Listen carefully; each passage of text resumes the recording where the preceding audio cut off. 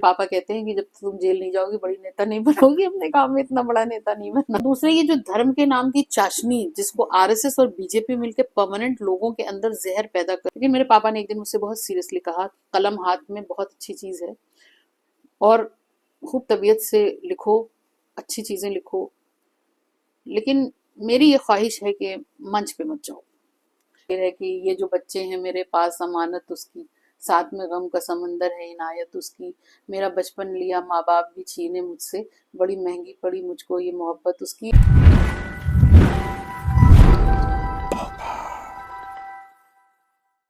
आज हमारे साथ जो पर्सनैलिटी हैं, जो शख्सियत हैं, वो इंटरनेशनली और नेशनली काफ़ी लोकप्रिय हैं, क्योंकि एक प्रोटेस्ट में उनके संघर्ष ने उनकी लोकप्रियता देश भर में, देश से बाहर काफ़ी बढ़ा दी। खास बात यह है कि इनके जो वालिद हैं वो अंतर्राष्ट्रीय स्तर पर काफ़ी विख्यात हैं। हालांकि वो पॉलिटिकल पर्सनैलिटी नहीं है, लेकिन ये मुनव्वर राणा जी की बेटी हैं और सुमैया राणा इनका नाम है। पहले पत्रकारिता में आई, काफ़ी लोकप्रियता तब भी थी, उसके बाद पॉलिटिक्स में आई और काफ़ी लोकप्रियता इनकी यहाँ भी है। सुमैया जी से आज हम आपको रूबरू करा रहे हैं, इनसे बातचीत करेंगे। सुमैया जी, पहला सवाल तो ये है कि आपके वालिद मोहतरम बहुत बड़े शायर हैं और सुविख्यात हैं वो, नेशनली इंटरनेशनली। और आप भी कविताएं पढ़ती थी, आप भी शायरी पढ़ती थी, कई मंचों पर आपकी उपस्थिति भी दिखाई दी, आप भी पढ़ती थी, तरन्नुम आपका बहुत शानदार था। तो फिर पिता के नक्शे कदम पर ना चल करके आप पॉलिटिक्स को क्यों आपने ज्वाइन कर लिया? देखिए, सबसे बड़ी बात तो ये थी कि जब मैं जिस वक्त में मैं पत्रकारिता कर रही थी, वो थोड़ा सा और पहले की बात है। मैंने जो ये शायरी और गजल कहना जो शुरू किया था वो उसके बाद शुरू किया था, क्योंकि हो सकता है ये जो शायरी है वो जो जो लोग भी करते हैं, कविता लेखन या शायरी, वो एक गॉड गिफ्टेड चीज होती है। हो सकता है वो मेरे डीएनए में रही हो और कलम अपने आप जो है वो गजलों और शायरी की तरफ चला गया हो, लेकिन मेरा शुरू से जो प्रायोरिटी थी वो पत्रकारिता थी और मैंने की, दिल लगा के की और बड़े अच्छे पैमाने पर की। लेकिन फिर कुछ लगा कि जो आपके अपने जज्बात हैं, अपार्ट फ्रॉम हालात, क्योंकि पत्रकारिता में तो आपको पता ही है कि क्या कुछ लिखना पड़ता है जो आपके सामने हो रहा है, लेकिन जो आप चाहते हैं वो आप शायरी में लिखते हैं। दोनों में ये फर्क है। तो कुछ चीजें लिखी गई शायरी के हवाले से, लेकिन शायद कुदरत को ये मंजूर नहीं था और कुछ ही साल बाद हालात मुल्क के बदलने लगे और कुछ ऐसा लगने लगा कि शायद मुझे मंच से ज्यादा मुझे जमीनी स्तर पर संघर्ष की जरूरत है मेरी। तो मैंने और फिर इत्तेफाक से एक ऐसा रेवोल्यूशन आया जो CANRC के नाम से था और फिर मैंने उसमें कदम रखा और फिर वहां से जो संघर्ष की जिंदगी शुरू हुई, तो वो होते होते आज मैं यहाँ तक हूँ। पहली चीज तो ये। और दूसरी जो सबसे बड़ी बात है, मुझे कुछ लोगों को देख के बड़ा वो होता था, क्योंकि जब मैं पत्रकारिता कर रही थी तो मुझे अपने बॉसेस जो होते थे मेरे उस वक्त में, चीफ एडिटर होते थे या सिटी के चीफ होते थे, उनसे डांट पड़ती थी लेखन पे, ये लिख करके लाई हैं आप, मुनव्वर राणा की बेटी हैं, ये आपका तरीका है लिखने का। तो मेरे साथ एक्सपेक्टेशंस बहुत हाई होती थी लोगों की। वो सोचते थे इतने बड़े शायर, इतने बड़े अदीब की बेटी हैं तो इनका लेखन उन्हीं के जैसा होगा। जाहिर सी बात है, मुनव्वर राणा जैसी शख्सियत सदियों में पैदा होगी, वो एक अलग है। मैं उस नक्शे कदम पर चलना भी चाहूँ तो मुझे नहीं लगता कि मैं वहां तक पहुंच पाऊंगी। यही चीज मेरे साथ शायरी में हुई। शायरी में क्या था, कोई अच्छी गजल कह दी, अच्छा शेर कह दिया, अरे मुनव्वर राणा की बेटी है, लोगों की दिमाग दूसरी तरफ जाता था। तो मेरी अपनी पूरी मेहनत, देखिए मैं बहुत फ्रैंकली बात करती हूँ, पानी में चली जाएगी। लोगों का ये होगा कि उन्होंने 2-4 गजलें दे दी होंगी लिख करके। अमूमन जो आजकल की शायर और शायरात कर रहे हैं, कारखाने से माल उठा करके और अपने तरन्नुम से स्टेज पे सजाना और वाहवाही लूटना, ये मैं नहीं चाहती थी और मैंने कभी नहीं किया। और मैं आपके इस चैनल के हवाले से बड़ी जिम्मेदारी से एक बात कहूंगी जो शायद नजीर बन सके। मैं एक इतने बड़े शायर जिनका देश और दुनिया में नाम है पूरे, और जिन्होंने माँ पर ऐसी शायरी करी और जो एक इतिहास रचा है, उसके बावजूद भी मेरे फादर को, मैंने शायरी शुरू की, मैंने पढ़ा, उसके बारे में जानकारी नहीं थी। इसकी जानकारी मुझे मेरे पापा को राहत इंदौरी अंकल ने दी। एक आप कह रही हैं कि आपके वालिद ये नहीं जानते थे कि आप भी शायरी कर रही हैं बिल्कुल या आप भी पढ़ रही हैं। ये राहत इंदौरी सर ने आपके वालिद साहब को बताया कि सुमैया भी पढ़ रही है। जी। क्या क्या घटनाक्रम है? एक क्वार्टरली मैगजीन निकलती थी लंदन से, उसका नाम था अक्षरम संगोष्ठी। ओके। तो उसमें हिंदी और उर्दू की कविताएं और शायरों की जो नज़में होती थी वो लिखती थी। तो मैंने एक बार कहीं पे ऐड देखा था पेपर में, न्यूज़पेपर में। तो मैंने उस एड्रेस पे अपनी कुछ नज़में और वो पोस्ट करी, मेल की, मेल आईडी दी हुई थी। वो इत्तेफाक से छप के आ गई, और वो किताब राहत इंदौरी अंकल मंगाते रहे होंगे, उसके रेगुलर कस्टमर रहे होंगे। उन्होंने पढ़ी तो उन्होंने पापा को फोन किया कि भाई माशाल्लाह अब तो विरासत आगे जाने वाली है ये वो। पापा ने कहा हम समझे नहीं क्या कह रहे हो राहत।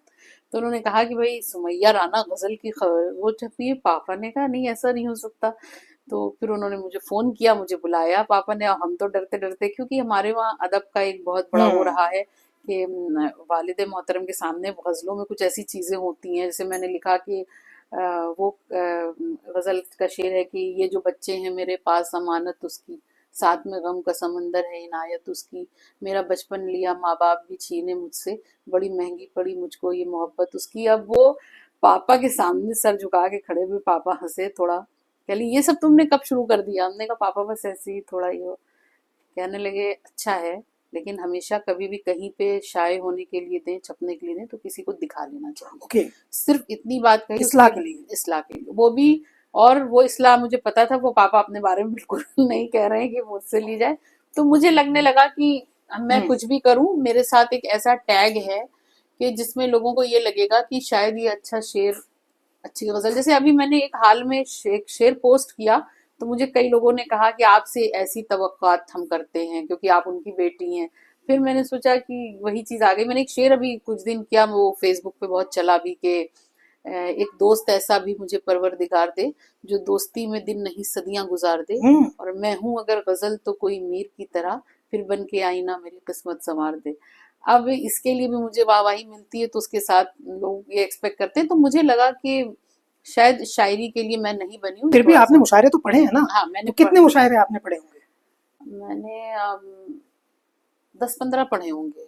10-15 पढ़े होंगे। टीवी और कभी प्रोग्राम ऐसा और सब मिला इत्तेफाक के। हुआ कि अब्बू आपके और आप दोनों एक ही मंच पर रहे हों? ये शर्फ मुझे हासिल हुआ, लेकिन वो हम ही लोगों का प्लान था। वो पापा की बर्थडे थी, 26 नवंबर 2019 की बात है। हम्म। तो साजिदा सबा बाजी मेरी अच्छी फ्रेंड भी और मेरी बड़ी बहन भी, तो उन्होंने एक नशिस्त मुनक्किद की, घर का इनकाद किया था पापा के ही घर हम्म। में। तो उसमें उन्होंने, मुझे तो पता नहीं था, जाहिर सी बात है जब मैं पापा के सामने बात करते हुए थोड़ा सा मुझे झिझक रहती। मेरे पापा का एक शेर है, मुझे लगता है पापा ने शायद वो हमको देख के कहा होगा या क्या है कि वो मुझसे बेतकल्लुफ हो के मिलता है मगर राना, न जाने क्यों मेरे चेहरे से घबराहट नहीं जाती। तो पापा के सामने एक वैसा है कि हम ज्यादा बोल नहीं पाते। अब इन्होंने वहां मुशायरा, उसमें कुछ बड़े शायर आए, नसीम निखत फूफी अल्लाह जन्नत बख्शे उनको, मुनव्वर जाफरी अंकल थे, मोइन अलवी थे, और बहुत सारे लोग थे शायरों में, और भी लोग थे। तो अमान एक लड़का है वो भी था, साजिदा बाजी थी। बहरहाल हसन काजमी अंकल थे। तो वो उन्होंने कहा ये नशिस्त का शुरुआत होने जा रही है, आगाज, और इसकी सदारत मुनव्वर भाई करेंगे। और निजामत पहले मुझे देनी थी लेकिन वो परवेज साहब ने कर दी, परवेज मलिकजादा भाई ने। और एकदम से उन्होंने मेरा नाम पुकार दिया। अब हम्म। पापा सदारत में और हम मुशायरा पढ़े, पापा को हम एक बार कनखियों से देख रहे हैं, अब करें तो क्या करें। अब वो सब मुअज्जिज बैठे हुए उनके सामने। तो जब हमने पापा का चेहरा देखा कि ठीक है माहौल सही है, पढ़ लेना चाहिए, तो मैंने जल्दी जल्दी 2 नज्म पढ़ी किसी तरीके से, वो भी उन्हीं की उस पे, और मैं आके बैठ गई। लेकिन मुझे लगा कि ये शायद एक तारीखी नशिस्त होगी कि मैंने पापा की सदारत में उनकी ही यौम विलादत पर गजल पढ़ी। मुझे ये अच्छा लगा, लेकिन कहीं ना कहीं थोड़ी सी झिझक थी। लेकिन पापा बाद में मुझे थोड़ा सा चिढ़ाने के लिए कहते थे, हाँ भाई सुमैया राना शायरा है, फेसबुक की शायरा में कहने लगे थे पापा, क्योंकि उस पे अक्सर एक बहुत बड़े स्क्रिप्ट राइटर भी हैं और वो गाने भी लिखते हैं। सतपाल ख्याल नाम है शायद उनका, हम्म। या मैं नाम भूल रही हूँ, हो सकता है किसी और का। तो उन्होंने पापा को फोन किया कि भाई ऐसी गजल और ऐसे शेर की उम्मीद सुमैया राना से की जा सकती है मुनव्वर भाई, हाँ। क्योंकि वो आपकी साहबजादी हैं। उन्होंने लिखा है कि मुझको मौजों से लड़ने का हुनर हासिल था, वरना कश्तियां सबने किनारों से लगा रखी हैं। एक मेरी गजल का एक शेर है। तो पापा को अच्छा लगा ये सुन के कि चलो अदब से जुड़ाव है। हाँ। लेकिन पापा मैं आपको ये बता रही हूँ आज, मुझे लगता है मेरे इस इंटरव्यू के बाद शायद कुछ लोगों को ये चीज नागवार गुजरे, लेकिन मेरे पापा ने एक दिन मुझसे बहुत सीरियसली कहा, कलम हाथ में बहुत अच्छी चीज़ है और खूब तबीयत से लिखो, अच्छी चीज़ें लिखो, लेकिन मेरी ये ख्वाहिश है कि मंच पे मत जाओ, अच्छा। खासकर ऐसे मंच पर।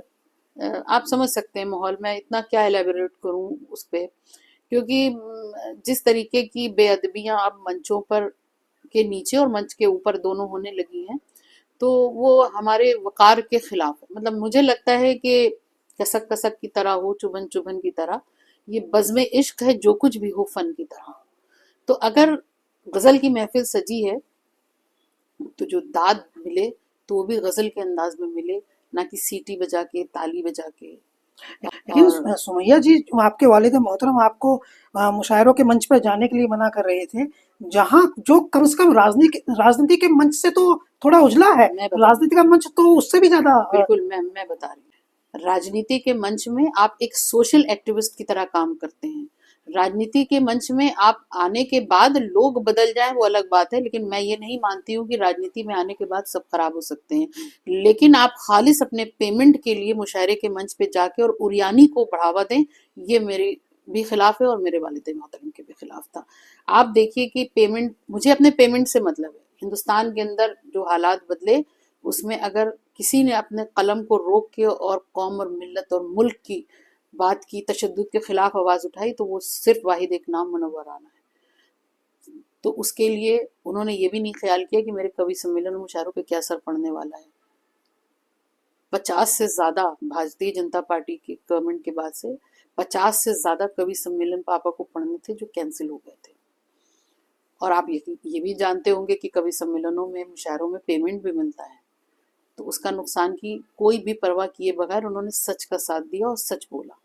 तो आप राजनीति के मंच पे, मैं राजनीति में हूँ, मुझे लगता है कि मैं इस मंच में, राजनीतिक मंच के जरिए, मैं कुछ नहीं तो कम से कम कुछ लोगों के काम आ सकती तो हूँ। इनके बाद सियासी तौर पर सक्रिय होने का आपका अपना फैसला था या आपके वालिद मोहतरम ने आपको प्रेरित किया? नहीं, देखिए, ये ऐसा पहली बार नहीं हुआ है कि किसी आंदोलन के बाद किसी ने पॉलिटिकल पार्टी ज्वाइन की हो।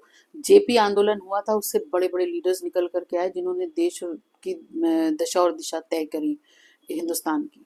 और सीएनआरसी के आंदोलन के बाद जिस तरीके का उत्पीड़न तो था ही गवर्नमेंट की तरफ से, लेकिन जो रिस्पांस था लोगों का, जिन लोगों ने ये कहा कि ये इतना बड़ा कदम, इतनी बड़ी हिम्मत की बात अगर कोई लड़की उठा सकती है, कोई खानदान इसका खामियाजा भुगत सकता है, तो यकीनी तौर पर वो मुनव्वर राना का घर और उनकी औलादे हैं। तो खुशी होती थी। लेकिन मुझे ये बात मालूम है, क्योंकि मेरे पापा बहुत ज़्यादा गैर सियासी हैं, उन्होंने कभी किसी पॉलिटिकल पार्टी पे बहुत ज़्यादा वो नहीं दिया। हाँ, पर्टिकुलर इंसान को ज़रूर तवज्जो दी। नेताजी से बहुत अच्छे ताल्लुकात पापा के रहे और बहुत ज़्यादा उनको नेताजी पसंद करते थे, वो नेताजी को पसंद करते थे। कांग्रेस से भी, पार्टी से कोई कभी रब्त नहीं रही, लेकिन पर्टिकुलरली उन्होंने सोनिया गांधी जी पे नज्म लिखी। जब बहन जी एक बहुत ताकतवर नेता बन करके आई तो उन्होंने उन पर भी नज्म लिखी। तो वो एक शायर की कलम थी, जो एक पर्टिकुलर नेता के जो व्यक्ति है उसके अंदर छुपे हुए जो दिल है उसका, जो हिम्मत है उसकी बात करना, वो एक शायर की कलम थी। लेकिन पॉलिटिकल पार्टी से हमेशा दूर रहे, वरना आप भी जान सकते हैं कि वो किस पद पे और क्या नहीं पा सकते थे। ऐसा नहीं था कि उनके पास ऑफर्स नहीं रहे काफी थे। अच्छा आपने जिक्र कर दिया। हालांकि मनव्वर राना साहब का से बातचीत जो है वो होती है तो इस पर चर्चा भी होती है, लेकिन जो नज्म उन्होंने सोनिया गांधी जी पर लिखी थी, जी जो न केवल देश में बल्कि अंतर्राष्ट्रीय फलक पे जिसने अलग तरह की मकबूलियत हासिल जी की, मैं भारत की बहू भारत की बेटी, जी उसी जी की बात कर रहे हैं आप? जी जी, वो उसका उन्वान शायद यूं है, मुझे तो हाँ जहन में नहीं प्लीज। है, कि मेरे दरवाजे पर लिख दो यहाँ माँ रहती है। को कौन कहता है कि सियासत के लिए आई थी, मैं हम्म। तो भारत में मोहब्बत के लिए आई थी। कुछ ऐसे है कि मुझसे गिरजा भी लिया मेरा शिवाला शिवाला छीना। छीना कुछ मुझसे मेरा चाहने वाला छीना। तो इस तरह करके बहुत अच्छी और बहुत ज़्यादा जज्बाती नज्म है। अमूमन लोग अगर एक माँ और एक बाहर से आई हुई बहू के हिसाब से सोचे तो बहुत बड़ी चीज़ है।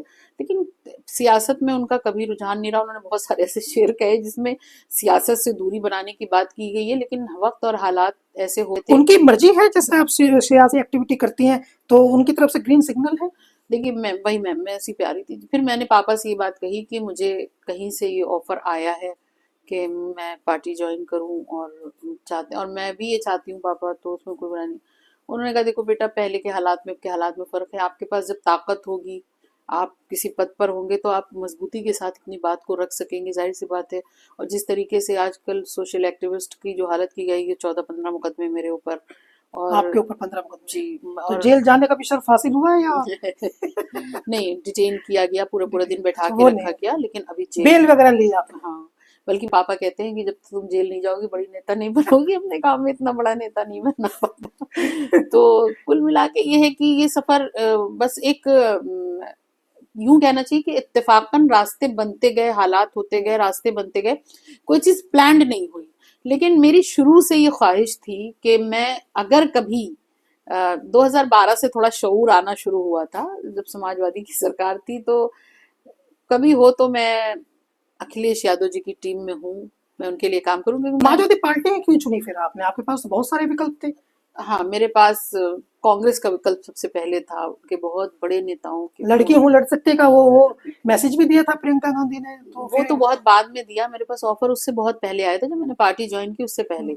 लेकिन जो मैंने बताया कि मुझे एज ए लीडर, राष्ट्रीय अध्यक्ष अपने अखिलेश यादव जी, मुझे बहुत ज्यादा मतलब उनसे बहुत ताकत मिलती है। जो जो कुछ उन्होंने 2012 में सरकार रहते किया, और जिस तरीके का उनका अप्रोच है, मुझे लगता है कि वो बहुत कम नेताओं में मिलता है। और जितना वो एक विजन वाले नेता हैं, उन्होंने जो कुछ उत्तर प्रदेश को दिया 2012 से और 17 के बीच में जो सरकार रही, वो जल्दी दिखाई नहीं देती। और दूसरे जो उनका लैपटॉप वाला प्रोग्राम था, जो 10-90 था, कुछ चीजें मेरे दिमाग में बैठती चली गई कि लोग कहते हैं और इन्होंने करके दिखाया। नहीं, वो जो कर रहे थे उसका कोई इम्पैक्ट तो दिखाई दिया नहीं ना 2017 में। देखिए, लोगों ने जो है उनके अच्छे कामों को भी दरकिनार करके मैं बता रही हूँ, और कुछ इंसिडेंट्स ऐसे होते हैं जिंदगी में जो आपके पूरे किए कराए पे पानी फेर देते हैं। कभी कभी कुछ चीजें हो गई बीच में, मैं उनका जिक्र नहीं करना चाहूंगी यहाँ पे।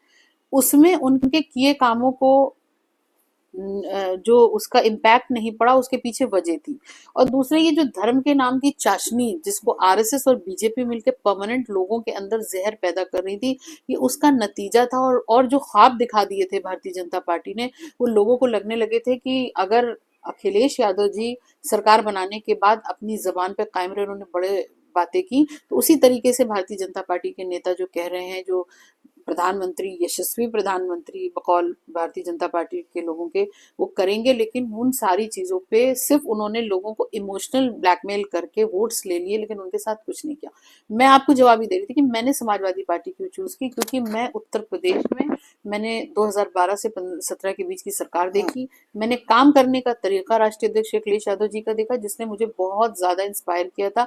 और इतना हम्बल नेता मैंने नहीं देखा अभी तक। मैं इतने लोगों से मिल चुकी हूँ, बहुत बड़े बड़े और भी नेताओं से मिल चुकी हूँ जो नेशनल लेवल के होंगे, लेकिन मैंने अभी तक राष्ट्रीय अध्यक्ष जैसा, अपने राष्ट्रीय अध्यक्ष जैसा नेता नहीं देखा, जो किस तरीके से महिलाओं का सम्मान करते हैं। मैं एक बहुत न्यू कमर हूँ, लेकिन मुझे एक दिन भी पार्टी में ऐसा नहीं लगा कि मैं नई हूँ इस पार्टी में, या मुझे बहुत कुछ, उन्होंने इतना मुझे जगह दी है कि मुझे लगता है कि शायद मेरे लिए ये सबसे बेस्ट जगह है। और मैं आज आपको बता दूं, इस 2024 से पहले भी बहुत सारे लोग हैं जो टच में हैं कि अब आप सही जगह आ जाइए, सही रास्ता चुन के, और इलेक्शन हम लड़वाएंगे बड़ी बड़ी पार्टी से। हमारी तो अलायंस की एक पार्टी है बड़ी, लेकिन मैंने कहा नहीं, मेरे खून में वफादारी है।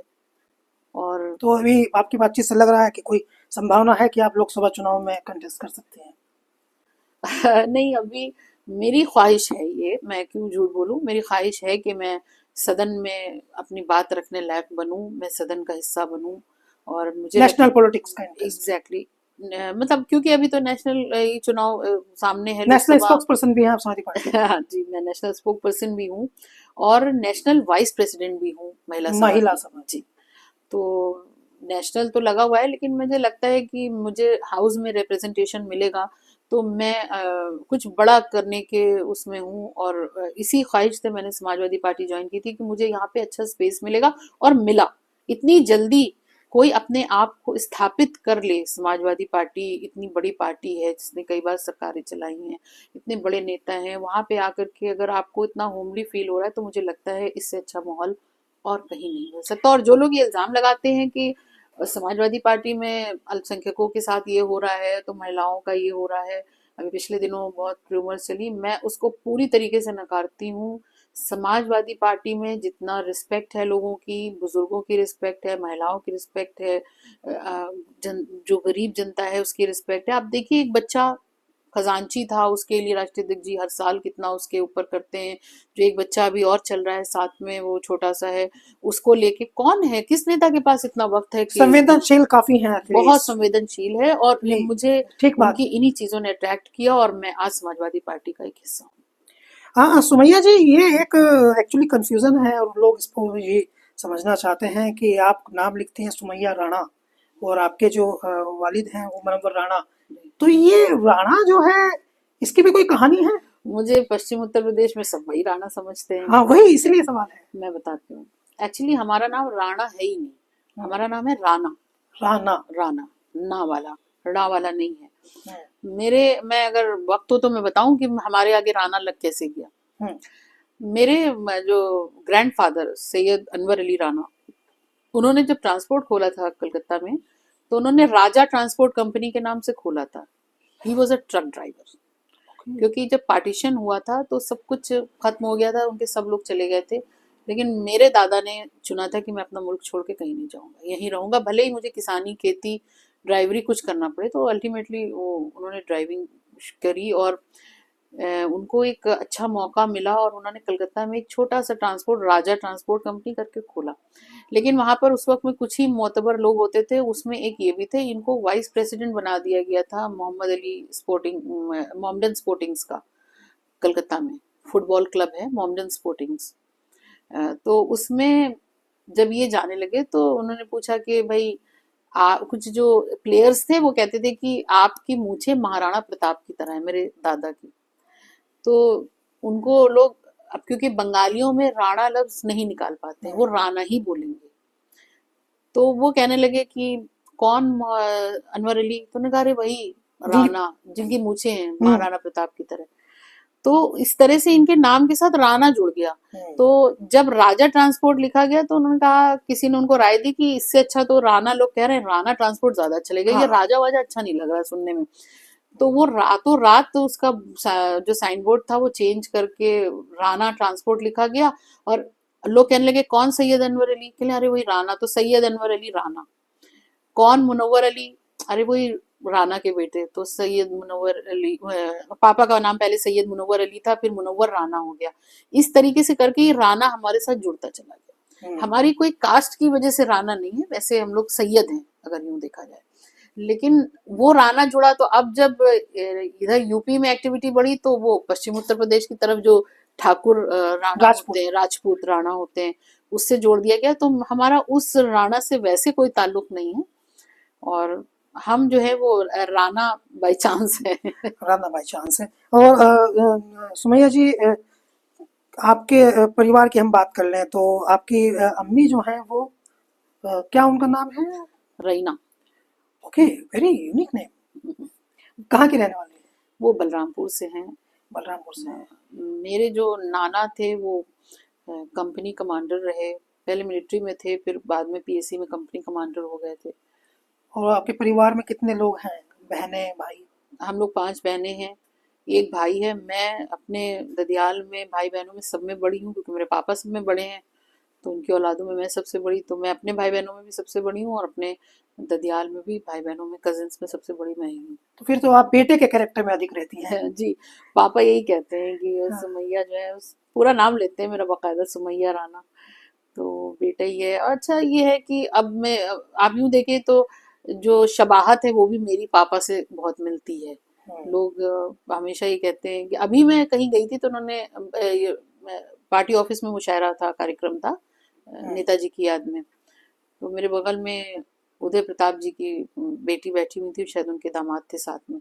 मैं जूही जी से बात करी थी तो वो यूं मुड़ के कहने लगे कि आपका मुनव्वर राणा जी से कोई ताल्लुक है? मैंने कहा, मैं उनकी बेटी हूँ। ताल्लुक बहुत बड़ा है। तो कहने लगे, मुझे लग रहा था देख के कि आपकी बात करने का तरीका, आंखें वाँखें वैसे ही जैसे मुनव्वर भाई करते हैं वैसे ही, तो बड़ा वो खुश हुए। तो लोग पहचान जाते हैं, और ये जो शौक और ज़ौक है पापा से वो सीधे मेरे ही पास आके वो रुक गया, वो आगे पढ़ नहीं पढ़ाई पाया। लिखाई क्या किया आपने? मैंने बेसिक जो एजुकेशन है मेरी, हम क्योंकि बाय बर्थ मैं कैलकाटा से हूँ, ओके। मेरी पैदाइश कलकत्ता हुई, पढ़ाई लिखाई वहीं हुई, वहाँ से क्लास 8 तक पढ़ाई करके फिर एक ट्रेजेडी घर में हुई थी। मेरे चचा जो तीसरे नंबर के थे, उनका एक्सीडेंट में इंतकाल हो गया था बहुत यंग एज में, 26-27 के रहे होंगे तब वो। उनकी शादी के ही कुछ साल हुए थे। तो फिर ये हुआ कि अब्बू ने, मतलब मेरे दादा ने कहा कि यहाँ पे बड़ा अकेलापन और उदासी है, दादी भी, तो यहीं पे बच्चों को और रीना को शिफ्ट कर दो साथ में, क्योंकि उनकी जो वाइफ है मेरी मम्मी की सगी खालाजाद बहन भी है, तो हम्म। बहन बहन रहेंगी तो थोड़ा दिल लगा रहेगा। उनकी भी काफ़ी कम एज थी चची की मेरी। तो बाकी की पढ़ाई फिर मैंने रायबरेली से की। ओके, की क्या? मैंने, हाँ मैं बता रही हूँ, मैंने वहाँ से +2 किया साइंस से। हम्म। और क्योंकि फिर उसके बाद मेरी शादी ग्रेजुएशन के +2 के बाद फौरन हो गई थी।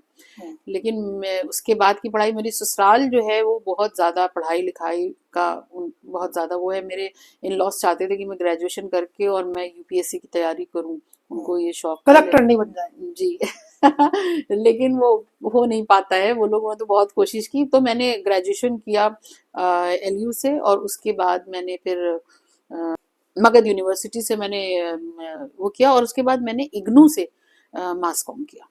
पत्रकारिता की पढ़ाई आपने की। जी। और आपका जो बच्चे हैं, मतलब आपकी फैमिली, आपके बेटा बेटी, वो क्या? मेरे 3 बच्चे हैं, 2 बेटियां जो हैं वो यही लखनऊ लोरेटो से पास्ड आउट हैं, इंटर किया उन्होंने। और बेटा जो है वो लमाटने बॉयज़ में पढ़ता था, वो वहाँ से पास्ड आउट है। अब वो इस वक्त यूके में लॉ की पढ़ाई कर रहा है। एएमयू से उसने भी ग्रेजुएशन करने के बाद वो लंदन, मैंने उसको भेज दिया, वो वहाँ से लॉ की पढ़ाई कर रहा है। आपके परिवार के लोग ये कहते हैं कि आप घर में बहुत दबंग हैं, आपका बड़ा किंगडम चलता है, आप आपका राज्य चलता है बाहुबली की तरह।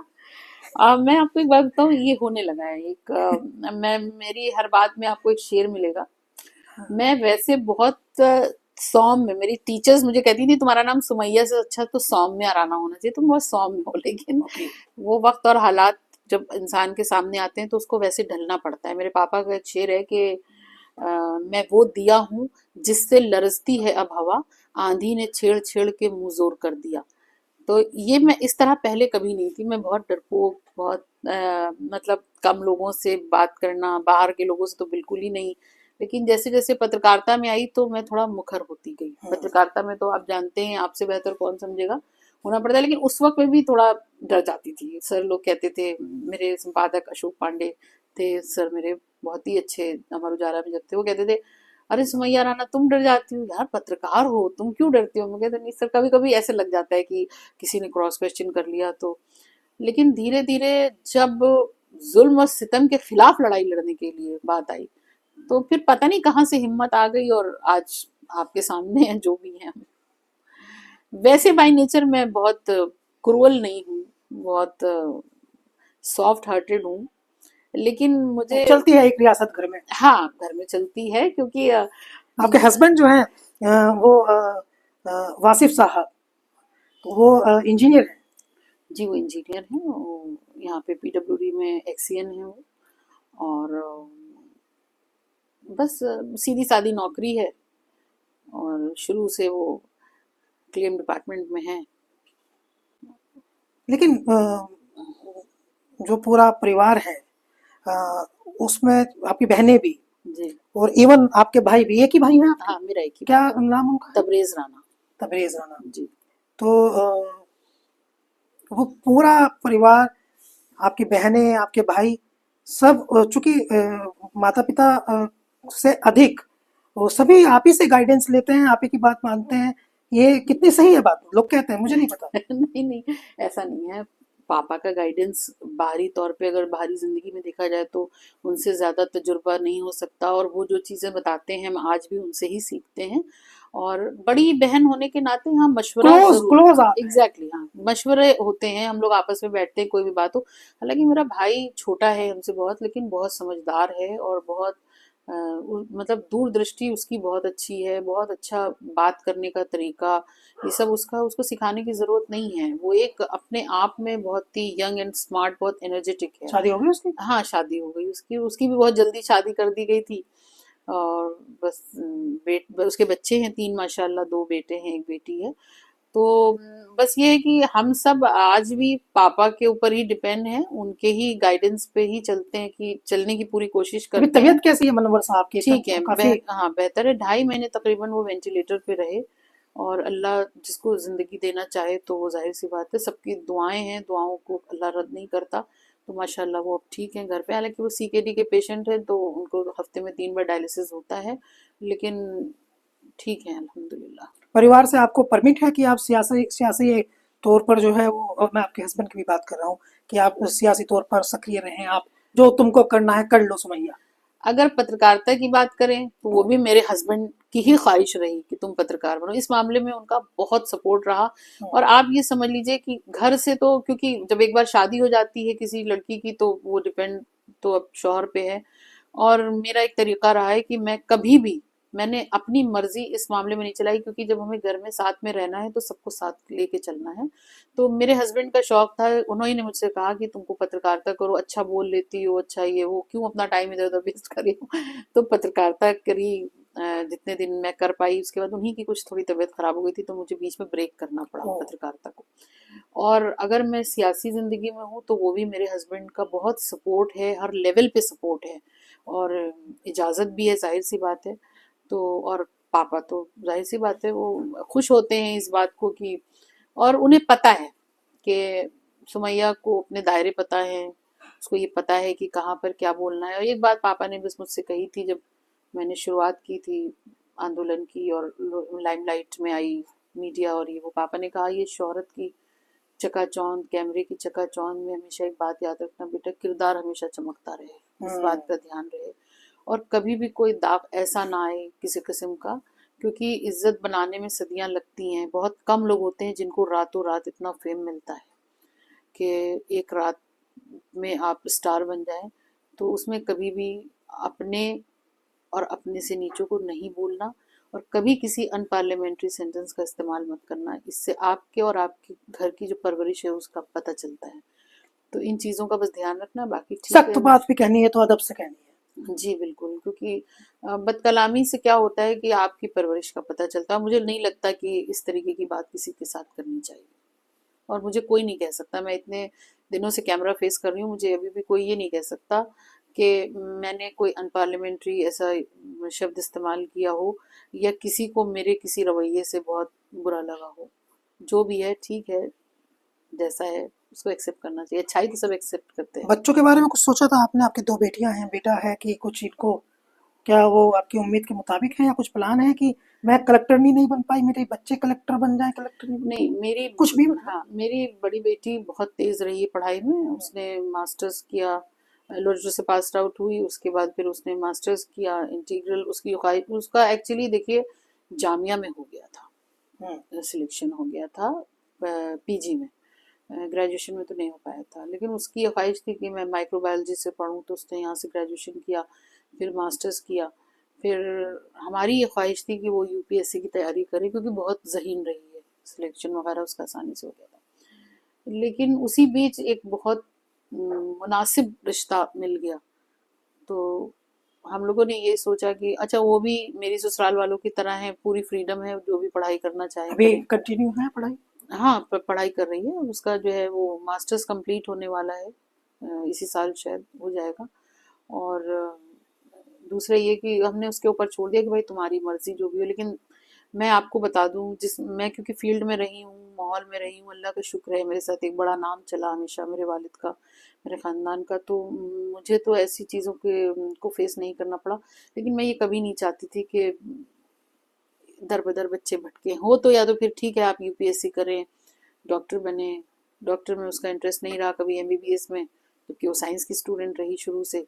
तो मेरी ये शुरू से ख्वाहिश थी कि एक अच्छा ख़ानदानी बेहतरीन रिश्ता मिले, और बच्ची इज्जत से अपने घर जाए, वहाँ रहे। और बाकी उसको फ्रीडम है जो भी करना चाहे, हम आज भी उसके सपोर्ट के लिए हैं, और उसकी पूरी ससुराल सपोर्ट के लिए है, क्योंकि वो एक ही, मतलब मेरा जो दामाद है वो एक ही औलाद है उनकी। मेरा दामाद का ना कोई भाई है ना कोई बहन है, लेकिन बहुत अच्छे से और बहुत अच्छी तरीके से सेटल है, उसको कोई ख्वाहिश नहीं है। फिर दूसरा मेरा बेटा है, तो उसकी ख्वाहिश थी कि मैं लॉ करूं, तो हमने पहले तो हम ये चाहते थे एक ही बेटा है वो यहीं रहे। तो लंदन क्यों भेज दिया? वो उसकी ख्वाहिश थी, उसको बैरिस्टर बनना है, उसके ख्वाब बहुत ऊंचे हैं। तो हमने कहा भाई चलो ठीक है, अब जब तुम्हारी अभी मर्जी कितने है। साल का है? अभी वो 22-23 साल का होगा। गुड। और छोटी वाली बेटी? छोटी वाली बेटी तो अभी उसने +2 करके और एडमिशन लिया है कॉलेज में, ग्रेजुएशन कर रही है। यहीं पढ़ रही है उसका लखनऊ? पढ़ाई में दिल बिल्कुल नहीं लगता है। मतलब वो बस ठीक है, जैसे एक बच्चे होते हैं, बहुत ज्यादा करियर ओरिएंटेड नहीं है। वैसे वो क्रिएटिविटी में बहुत आगे है, ड्राइंग बहुत अच्छी, क्राफ्ट बहुत अच्छा, सब कुछ बहुत अच्छा करेगी। बस थोड़ा सा एकेडमिक्स में उसको उसका दिल नहीं लगता, बल्कि बहुत ज़हीन है वैसे। तो हमने भी ज़्यादा प्रेशराइज नहीं किया, क्योंकि बिला वजह ज़बरदस्ती ढकेलने से कुछ होना नहीं है। जिस लाइन में उसको उसको अब शौक है कि वो ग्रेजुएशन के करे और साथ साथ इंटीरियर डेकोरेशन का कोर्स करे, इंटीरियर डिजाइनिंग। तो हमने कहा ठीक है, जब तुम्हारा इन सब में दिल है तो तुम ऐसे कर लो, फैशन डिजाइनिंग कर लो। इंडिपेंडेंसी फ्रीडम आप हाँ देते हैं, ओके। जी जी। सियासी तौर पर आपकी बातचीत से ऐसा लगता है सुमैया कि सियासी तौर पर जो है वो ये जो आपका चरित्र है जिस प्रकार से दिखाई दे रहा है वो काफी सॉफ्ट नेचर है। तो जब चूंकि बहुत सॉफ्ट नेचर है और सियासत है बहुत हार्ड वर्क, तो ये दोनों विपरीत चीजें हो गई, तो कैसे सरवाइव करेंगी? दुनिया बहुत गड़बड़ है। अ, ये बात मुझसे मेरे हस्बैंड भी कहते हैं, मेरे बहुत सारे जो मेरे वेल विशर्स हैं वो ये बात कहते हैं कि आपका जो मिजाज है वो सियासत के लिए लगता नहीं है बना है। लेकिन मैंने कहा कि ट्रेंड के खिलाफ चलना, शकीब अपने तारुफ के लिए यही बात काफ़ी है। हम उससे हट के चलते हैं, हम उससे बच के चलते हैं जो रास्ता आम हो जाए। हम्म। तो हम वाह। इसी अपने तेवर, इसी मिजाज के साथ अल्लाह ने चाहा तो उस मकाम पर पहुंचने की कोशिश करेंगे और पहुंचेंगे, जो मकाम मेरा ख्वाब है, जिस मकाम पर मैं पहुंचना चाहती हूँ। और मुझे नहीं लगता बहुत हार्श और हार्ड होगी, जहाँ पे मुझे हार्श और हार्ड होना था। देखिए मैं आज की तारीख में, अब मैं बहुत सॉफ्ट स्पोकन हूँ। आप बात कर रहे हैं मुझसे, जो लोग आके मुझे यहाँ हाउस अरेस्ट करते हैं वो मुझे देखने के बाद कहते हैं कि अब आपसे क्या कहा जाए। मतलब आप ये सोच लीजिए कि मुझ जैसी एक महिला के लिए टीयर गैस के साथ टीयर गैस के साथ 2-2 पीएसी की बटालियन को भेज के और लोकल 4-5 थानों की पुलिस, ऑफिशियली मैं आपको बता रही हूँ, 4-5 थानों की पुलिस के साथ एक महिला को रोकने के लिए यहाँ पे प्रशासन भेजता है। उनको लगता है कि आप आंदोलन उनको ये करेंगी, लगता है कि मेरी एक आवाज पे कम से कम 1500 महिलाएं किसी भी वक्त कहीं भी इकट्ठा हो सकती हैं और नेता आंदोलन है आप। शुरू हो सकता है। तो यही मेरे लिए काफी है, मुझे उसके लिए कड़क आवाज की जरूरत नहीं है। तो मुकदमों की क्या स्थिति है आपकी? चल रहे हैं वो जो कुछ, तो उसमें से तारीखों पे जाती है? हाँ मैं जाती हूँ। और इन्होंने तो वो भी जो बाधित कर देते हैं वो भी कर दिया था। तो वो तो खत्म हो गए, उनकी टाइम पीरियड निकल गया शायद। और मुचल बाकी का जो, पाबंद जो करते हैं। हाँ मुचलके वाला।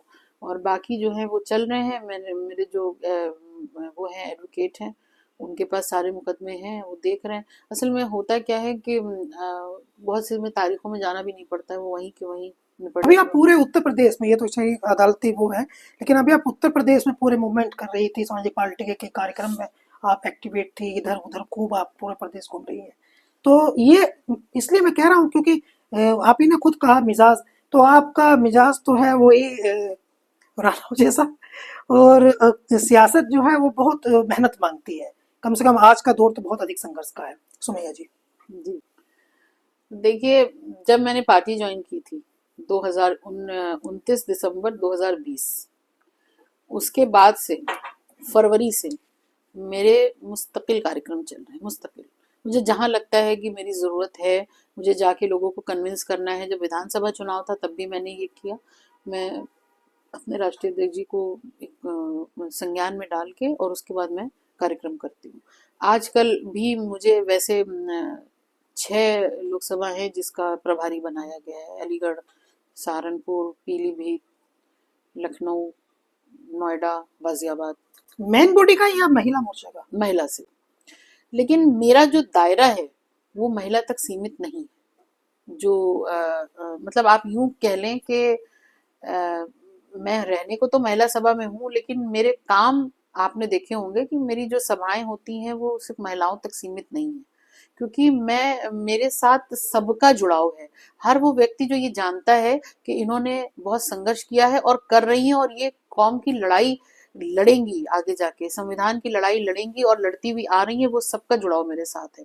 तो ये कहना कि महिलाओं के लिए खाली है, ऐसा नहीं है। मुझे काफी स्पेस दे रखा है राष्ट्रीय अध्यक्ष जी ने, और मैं उस पर ही उसी तर्ज पे काम कर रही हूँ। और मैं जब किसी पद पर नहीं थी, संगठन में नहीं थी, तो भी मैंने उतना ही काम किया जितना मैं आज कर रही हूँ।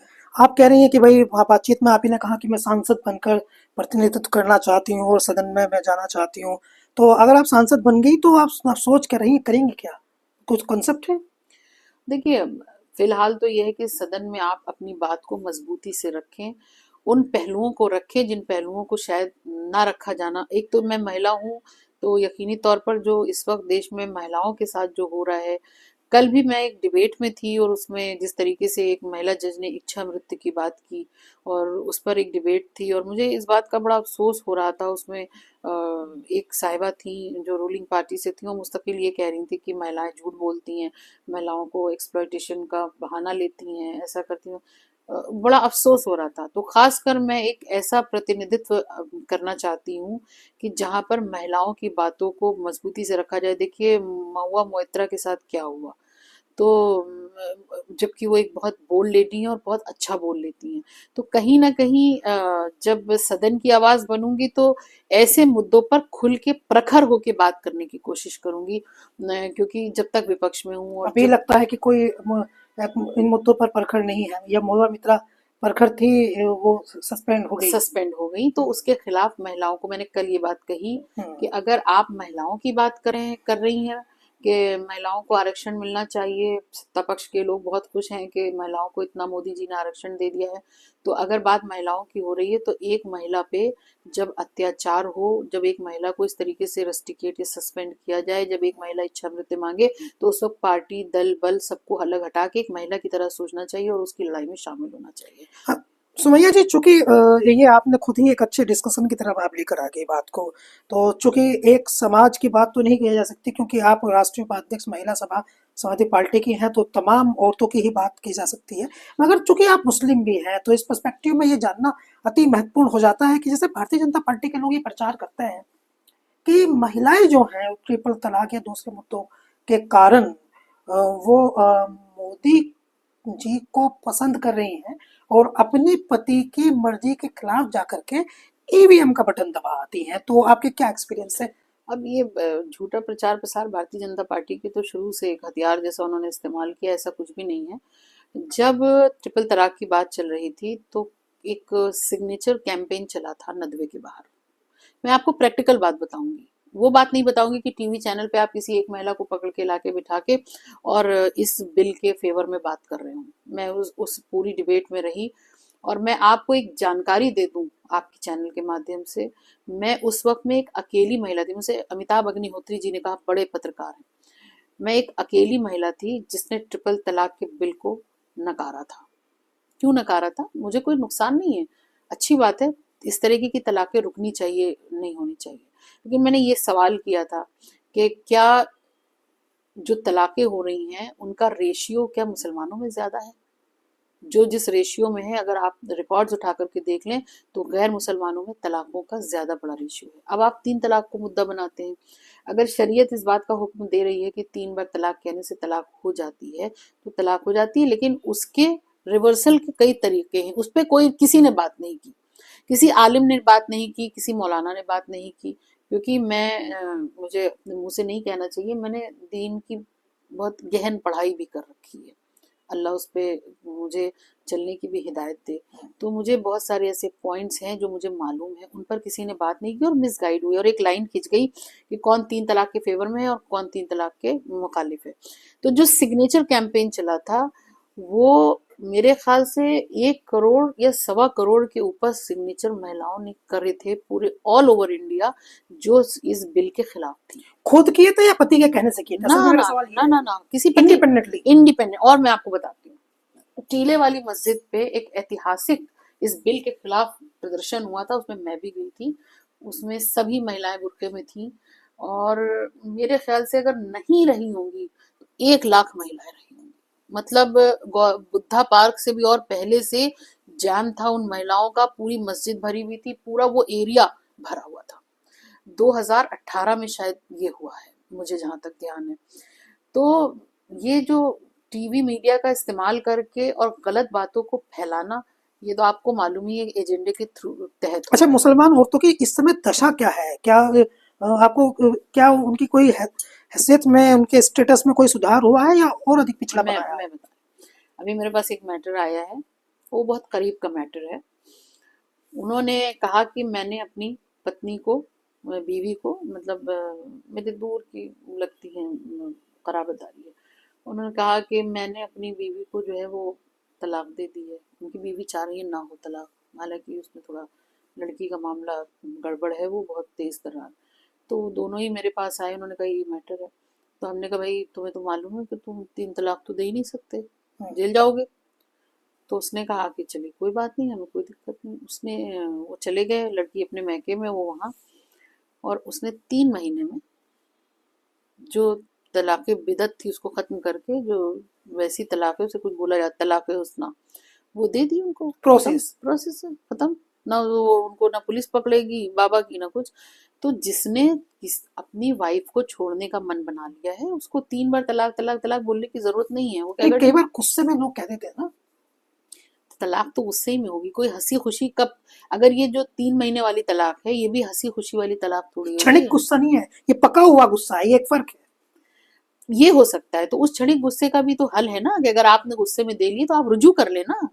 अगर आप उस पर कायम है तो तलाक होगी ना, अगर आपने रुजू कर लिया तो तलाक नहीं, आपकी। मैं एक्चुअली सवाल ये नहीं है, ये बहस नहीं है। मैं ये जानना चाहता हूँ कि वो जो भारतीय जनता पार्टी के लोग ये प्रचार करते हैं कि मुस्लिम महिलाएं इस बात से खुश हैं, तो वो क्या वो खुश हैं? जैसे महिलाएं इस बात से खुश हो रही होंगी कि इतने परसेंट रिजर्वेशन मिलेगा, जो अगले पता नहीं कितने साल बाद मिले, अभी तो पता भी नहीं है, अभी तो उसका ड्राफ्ट नहीं तैयार हुआ। खुश होने के लिए आप एक शोषा छोड़ दीजिए, और उस पर खुश होने के लिए वो लोग खुश होंगी, महिलाएं जो अभी इसकी हकीकत से वाकिफ नहीं है। पहली चीज तो ये। दूसरे, इससे समाज में कोई बहुत बड़ा बदलाव आया होगा। आप पत्रकार हैं, आप मेरी बात पर अगर न यकीन करें तो आप खुद बस्ती गांव जाके और इस चीज पर भी आप एक स्टोरी करें कि इससे क्या फर्क आया होगा। कोई फर्क नहीं आया है, बल्कि अभी रिसेंट का एक मैटर है, एक महिला ने अपने पति को ब्लैकमेल करके और 27 लाख रुपए, 40 लाख से शुरू करके 27 लाख रुपए पे आ गई कि हम पुलिस में जा रहे हैं। ये वो कह रहे हैं हमने छोड़ा ही नहीं है, हम तो छोड़ ही नहीं रहे, ना तो तलाक हुई ना कुछ। वो साइड इफेक्ट आ रहे हैं। वो मर्चेंट नेवी में बंदा, वो यहाँ है ही नहीं,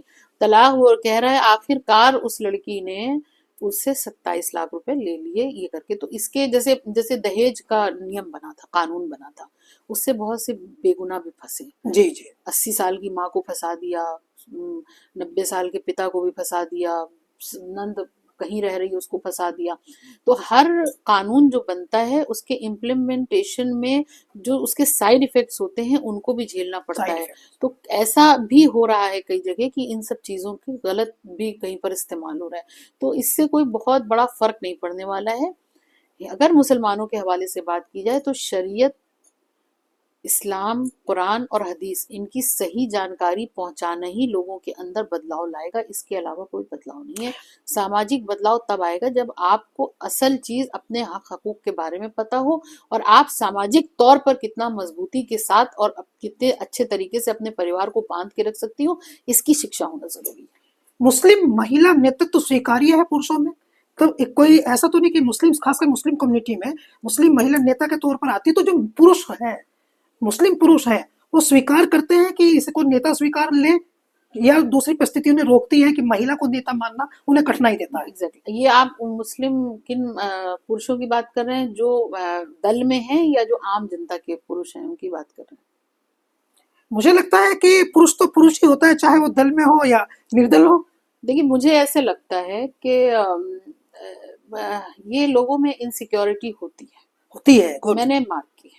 मैं खासकर पार्टी में अधिक होती है। एग्जैक्टली exactly, और मुझे मालूम काफी है। बोल्डनेस वाली बात है। बिल्कुल, मैं बोलूंगी सामने, मैंने पार्टी में देखिए। तकलीफ होती है खासकर हाँ, मुस्लिम नेताओं को कि ये क्यों बढ़ रही है। बिल्कुल बिल्कुल, ये क्यों बढ़ रही हैं। और देखिए, और ये लाजमी है, हो सकता है कि जैसे मैं एक महिला हूँ, और अभी कोई ऐसी महिला आ जाए जो बहुत जल्दी उसको तरक्की मिल जाए पार्टी में, तो हो सकता है मेरे दिल में भी आए कि अरे हम तो इतने दिन से हैं और एक नए ने आके स्पेस ले लिया। ये लाजमी है। लेकिन मुझे लगता है कि हर इंसान को ऊपर वाले ने उसके फ्रेम में भेजा है। हर कोई अपने फ्रेम में फिट रहे वो ज्यादा बेहतर है। जब हम किसी दूसरे के फ्रेम में फिट होने की कोशिश करेंगे तो हमेशा भद्दे मालूम देंगे। ये एक इसकी मिसाल है। आप जहां पर हैं, आपने काम किया, जो आपका काम होगा वो यकीनन उजागर होगा। कोई नया आए पुराना जाए उससे कोई मतलब नहीं है। पार्टी में बहुत से ऐसे नेता हैं जिनकी जगह न सुमैया राणा कभी नहीं ले सकती, ना लेना चाहेंगी, क्योंकि उनका काम ऐसा है, उन्होंने किया है और वो हम मैं नहीं कर सकती। जो काम मैं करके आई हूँ या जो मैं कर रही हूँ या मैं जो कर पाऊंगी उसकी जगह कोई दूसरा नहीं ले सकता, ये भी तय है। तो इन सारी चीजों में ये चीजें सामने आती हैं, बहुत बार आई भी हैं। मैंने उन चीजों को, हालांकि मेरे सामने तो किसी की ऐसी वो नहीं है करने की, लेकिन मैंने सुना है कि लोग कोशिश करते हैं इस तरीके की मिसगाइड करने की, लेकिन मुझे उससे कोई बहुत लेकिन फर्क नहीं सुमैया पड़ता। दबेगी नहीं, रुकेगी नहीं, डरेगी नहीं। बिल्कुल नहीं। धन्यवाद आपका। और सुमैया कह रही है कि मैं दबूंगी नहीं, रुकूंगी नहीं और डरूंगी नहीं। और मैं हूँ आस मोहम्मद कैफ, और हमें सुनने के लिए बहुत बहुत धन्यवाद।